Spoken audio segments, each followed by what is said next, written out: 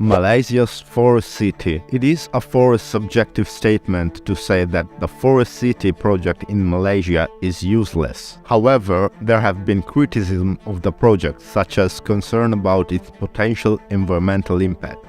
It would be constructed around an artificial forest ecosystem and rise from reclaimed ground on 4 artificial islands. For investors looking to profit from its proximity to the autonomous city-state of Singapore, Forest City's position make it a desirable wager. Singapore boasts the second busiest port in the world and a booming economy. The second link bridge built by the developers already connect Forest City to Singapore, cutting the travel time between the two cities to just 20 minutes. Additionally, Forest City will have a customs facility of its own, allowing citizens to easily travel to Singapore and return. Many eco-friendly improvements are said to be incorporated in the new design.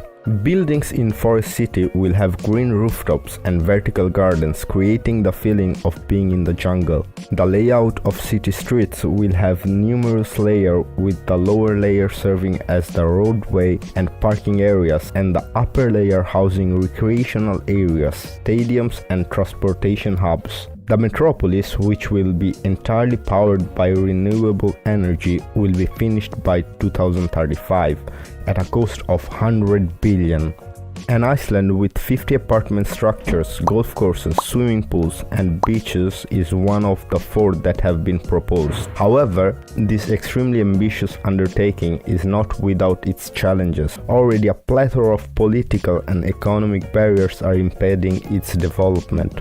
Chinese citizens essentially enjoyed a free pass to the city during the first few years of building, because the project is primarily sponsored by China. Rich Chinese investors raced to Forest City as a result, since they could not afford the skyrocketing rates of flats in their own nation. By 2019, Chinese people owned 80% of the properties. The few new schools that have opened in the neighborhood are now offering Mandarin classes, and even the street signs are in Mandarin.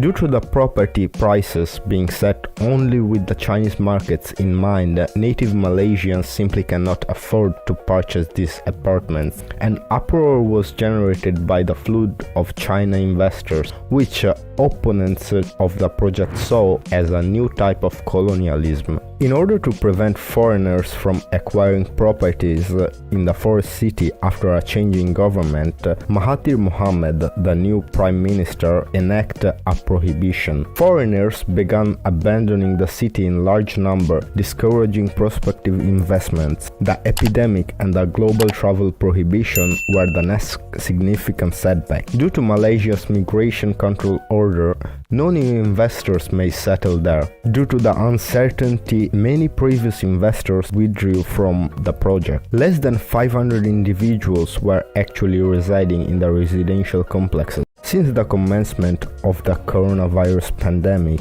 some salespeople have claimed that fewer than 10 homes have been sold at Forest City, and the project has remained in flux. Additionally, Country Garden fired almost 1,000 of its Malaysian employees in the previous years, a reflection of the project's dramatic decline in fortunes. To begin with, Forest City was undoubtedly overly grandiose, too futuristic to actually realize, and too politically unstable to ever thrive. It is safe to say that Forest City is today a pointless mega project despite the billions of dollars invested.